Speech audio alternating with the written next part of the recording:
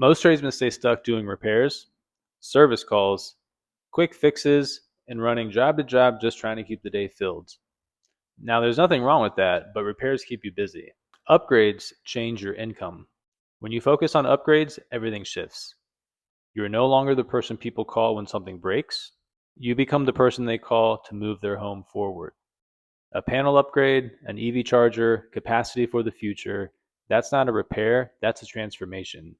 That builds higher trust, higher ticket, better clients. And here's the real difference. Repairs are based on urgency. Upgrades are based on vision. Urgency shoppers look for the lowest price. Vision clients look for the right professional. If you're a tradesman trying to grow, stop asking, how many calls can I run today? Start asking, what upgrades can I become known for? Because the moment you specialize in elevation, your schedule gets lighter and your value gets higher. Clean work gets you hired, but upgrade thinking gets you paid.